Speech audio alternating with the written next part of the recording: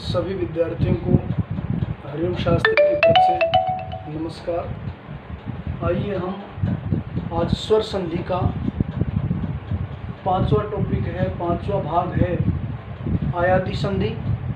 आयादी संधि किसे कहते हैं?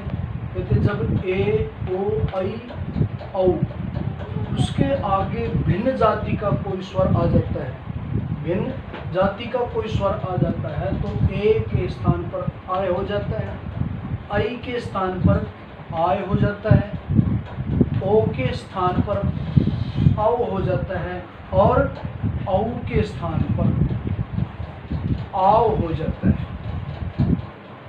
अभी इसी की टेबल है कि किस प्रकार कैसे बनते हैं। अब ये है ए ओ आई औ। ए ओ आई औ के आगे जो है ना ए के का आय हो जाता है, ए के स्थान पर आय हो जाता है, ओ का औ हो जाता है, आई का आय हो जाता है, औ का आव हो जाता है। ये जैसे हमने लिया उदाहरण, इसके एग्जाम्पल देखेंगे। ने प्लस अन, नयन। तो न में क्या है? ए है, तो ए का क्या बना? आय बना। तो इस चीज को हमने ध्यान रखना है, नयन। अभी जैसे था गे जमा अन, ग में क्या है?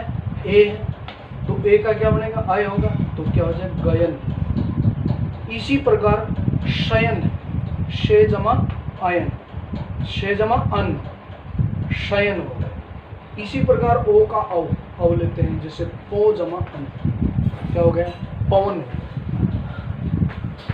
आगे चलते हैं, उदाहरण इसका और भी है। भो जमा अन, भवन।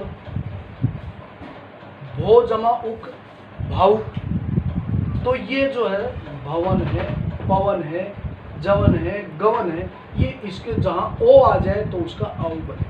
अगला आई का एग्जाम्पल लेते हैं, तो आई का आय हो जाता है नई जमा अक, तो नायक हो गया। गई जमा अक, तो गायक हो गया, क्योंकि आई है ना, इसके अंदर आई है, तो आई का आय होगा, आई का आय हो जाएगा। इसी प्रकार जैसे गई का था गायक, लई जमा अक, लायक।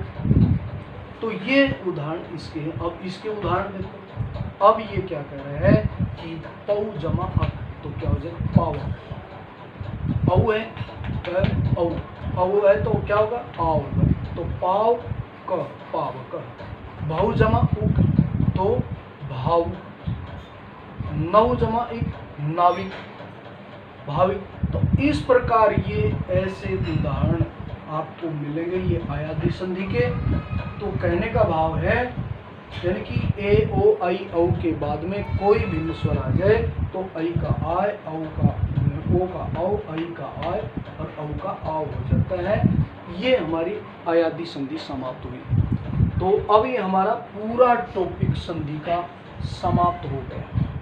तो आगे चलेंगे हम दूसरी संधि, जिसको हम व्यंजन संधि कहते हैं। तब तक के लिए धन्यवाद। आगे हम व्यंजन संधि करेंगे। धन्यवाद।